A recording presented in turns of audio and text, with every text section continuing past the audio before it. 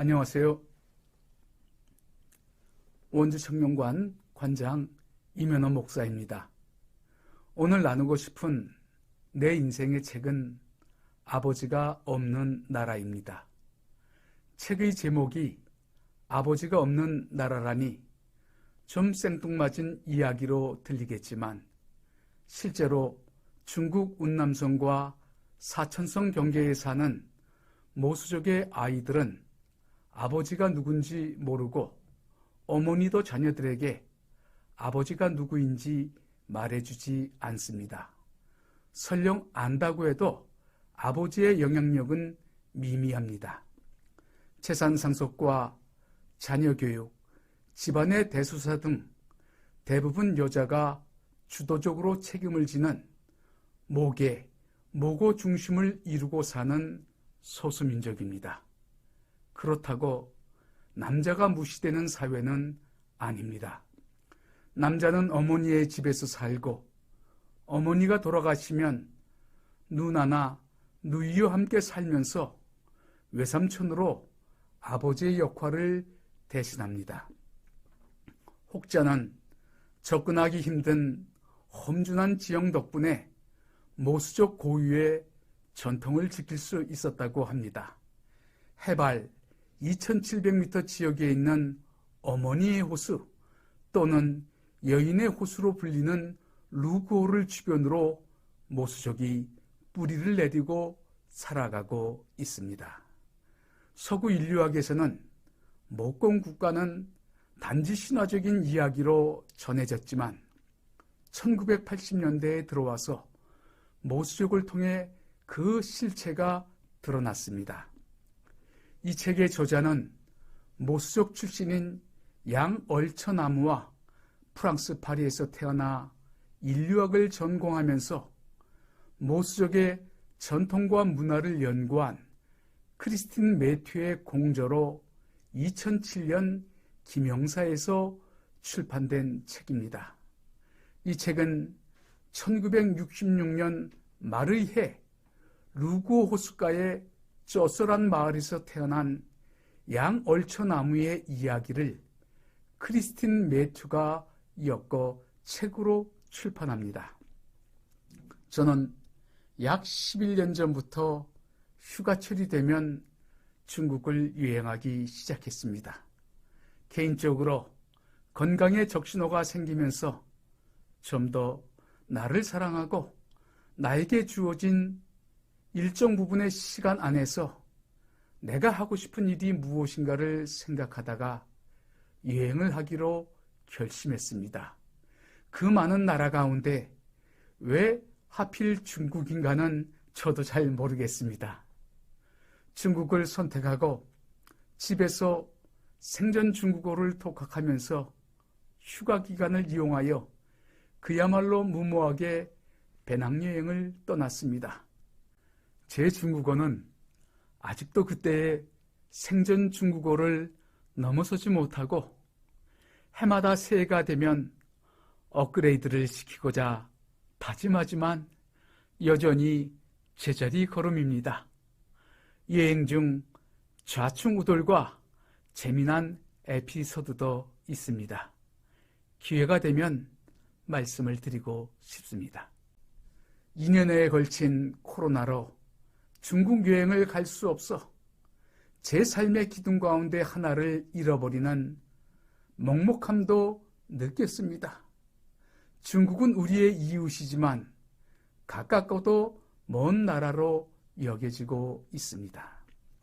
며칠 전 서울대 아시아연구소가 2021년 한국인의 아시아 인식 설문조사 결과 분석 보고서에 의하면 20개국 가운데 중국은 18위에 해당할 정도로 우리에게는 좋은 인식을 주지 못하고 있습니다.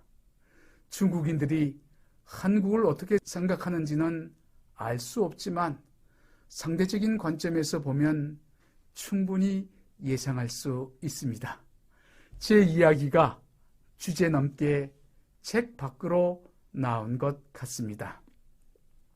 중국은 땅이 워낙 크다 보니 세계의 웬만한 모든 것이 중국에 있지 않나 하는 생각을 종종 합니다. 중국에 오로라가 간혹 발생하는 지역이 있다고 하는 소리를 듣고 인터넷 여기저기를 뒤졌던 기억도 있습니다. 저는 개인적으로 도시문화가 주는 감동보다는 자연이 주는 감동이 훨씬 큰 것을 경험했습니다. 중국 오지의 자연은 말로 설명할 수 없는 힐링이 있습니다. 때묻지 않고 인위적이지 않는 자연 그대로의 모습을 보면 말할 수 없는 감동을 느낍니다. 히말라야 설산의 끝자락에서 눈이 녹아 흐르는 물소리를 들어보시지요.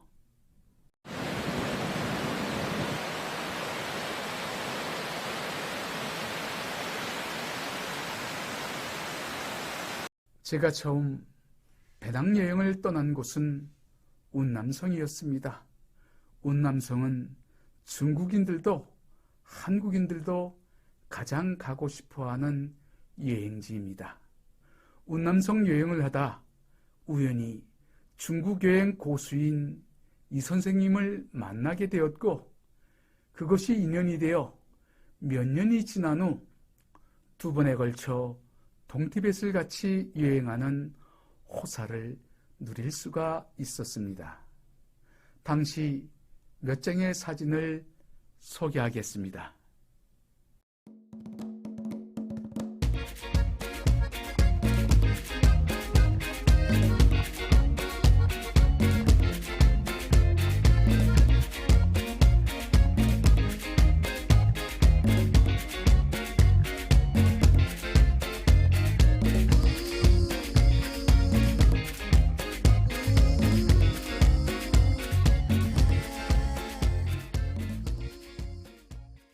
이 선생님은 중국어뿐만 아니라 여행의 고수였기에 가성비 있는 여행을 할 수가 있었습니다. 여행 중 이 선생님이 오늘 소개하는 책에 대해 잠깐 언급하는 것을 들었습니다. 제 기억으로는 동티벳 담바 지역에 있는 여인국에 대한 이야기를 하다 이 책에 대해 들었던 것 같습니다. 그때 제가 귀담아 듣고 여행을 마친 후 인터넷에서 책 제목을 찾으니 책이 이미 절판이 되었습니다. 아쉽다는 생각을 하고 잊어버렸는데 우연히 중고 책방에서 이 책을 발견하게 되었습니다. 얼마나 반갑고 기쁘던지요. 바로 책을 구입하여 읽었습니다. 몇 년 전 이 책을 읽으면서 모수족의 전통과 사랑, 저자의 꿈과 도전, 어머니에 대한 사랑과 그리움 등 다양한 이야기거리를 읽으면서 가슴 뭉클한 적이 있습니다. 몇 년이 지난 후 원주청년관에서 이 책을 소개하고 싶은 욕심이 생겨 집에서 책을 가져와 다시 속독으로 읽으면서 가슴 벅찬 감동을 다시금 느꼈습니다.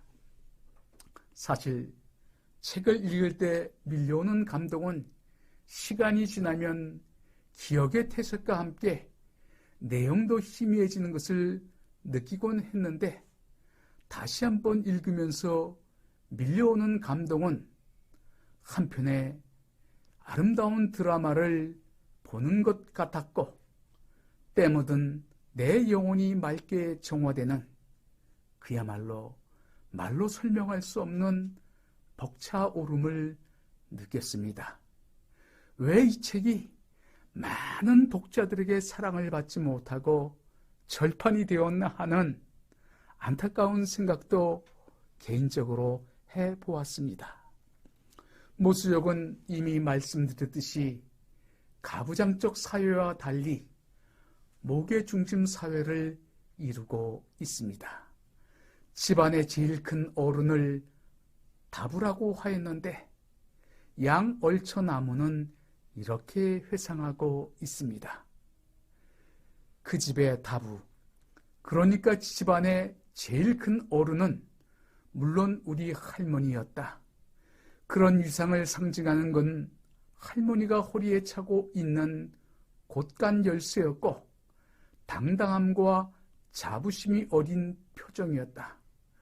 우리 할머니가 다부가 된 건 나이가 제일 많아서가 아니라 여자인데다 자매들 중에서 제일 똑똑하고 능력이 뛰어났기 때문이라고 할머니를 회상하고 있습니다. 모수족 여인들은 13살이 되면 치마의식이라 불리는 성년식을 치릅니다. 이 성년식을 거쳐야만 오직 자신의 방, 이름하여 바바화고라는 꽃방을 가질 수 있는데 이 꽃방에서 자신을 찾아오는 애인을 만날 수가 있습니다. 나무는 성년식을 마친 후 나는 긴 치마와 방이 생겼지만 여자가 되는 것에 대해서는 하나부터 10까지 새로 배워야 했다. 나랑 구애의 노래를 부르고 싶어하는 애인을 찾기 전에 농담하는 법이며 남자와 눈을 맞추는 법 같은 것을 배워야 했다고 회상하고 있습니다.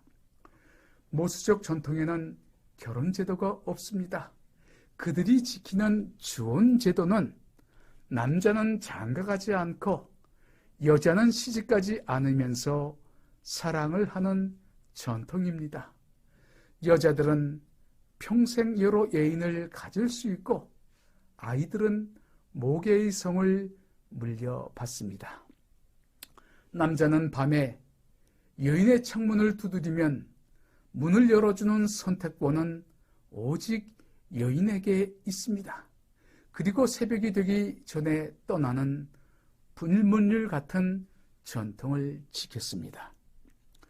여자가 남자와의 관계를 정리할 때는 문 앞의 못고리에 남자의 가방이나 물건을 걸어두면 그것을 본 남자는 더 이상 자신을 원치 않는다는 뜻을 알아차리고 돌아선다고 합니다. 남자가 여자의 집을 찾아가지 않아도 그것으로 두 사람의 관계는 끝입니다. 사랑이란 이름으로 서로에 대한 소유권이 없습니다. 그저 물 흐르듯이 사랑하고 헤어집니다. 모수족 여인이나 남성이 일생 여러 애인을 사귀지만 소위 양다리를 걸치지 않고 헤어진 다음에 다른 애인을 만납니다. 남녀관계의 지도권이 여자에게 있는 모수족의 전통을 보면서 저는 오늘날 우리 사회에 가부장적 폐해가 가져다주는 데이트 폭력, 이대남과 이대내의 양성 간의 갈등을 완화할 수 있는 실마리를 찾을 수 있지 않을까 하는 생각을 해봅니다. 물론 모수족은 우리의 상식으로는 이해되지 않는 일들이 많이 있습니다. 여자는 애인과 사랑하여 얼마든지 자녀를 낳고 키우다가 애인과의 사랑이 식어지면 자연스럽게 이별을 할 수 있고 다른 애인과 또 다른 사랑을 하고 자녀를 낳고 기르는데 그 사회에서는 조금도 문제가 되지 않습니다. 배다른 자녀들의 양육은 그야말로 일반입니다. 루그호스 부근에서 모수족과 함께 한 달간 살았던 이경자 소설가는 자신의 저서 이경자 모계사회를 찾다 해서 모수족의 어머니는 자식을 지배하거나 억압하지 않고 다만 보듬을 뿐입니다.